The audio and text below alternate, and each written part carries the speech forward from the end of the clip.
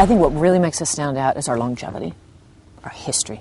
When it comes to wine, when it comes to agriculture, history is important. We learned so much.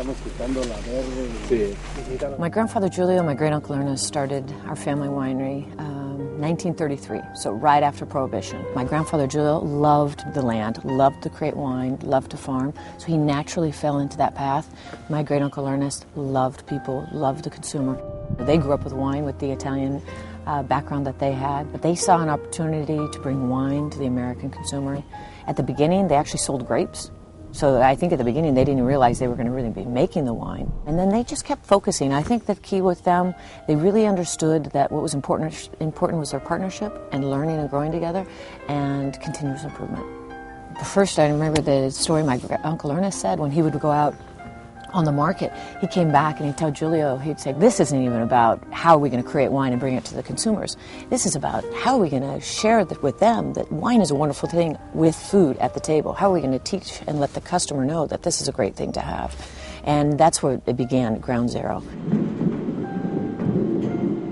They started out with blended wines that could be appreciated very easily.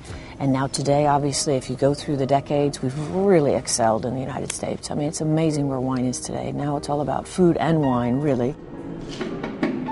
We have an array of wines. We know whether it be a $50 bottle of wine, $4 bottle of wine, to a $100 bottle of wine. It's really being able to create different wines within that. You plant the grapes, you don't get the goods the next day. It takes at least 3 to 5 years, really 5 to 6 to 8 years to get quality grapes. So in that regards, to really stay alive and make it happen in the wine industry and in the wine business, you have to think ahead, you have to be a visionary. In the 70s, my grandfather Julio was the largest organic grower when organic wasn't even popular at the time. Today, it is fashionable. What people might not see is everything behind the scene before it gets into that bottle. So it's the growing of the grapes, and then it's the creating of the wine. And when the wine is in that barrel, is watching it evolve and tasting it every day and see when's the right moment that you want to capture it and put it in the bottle.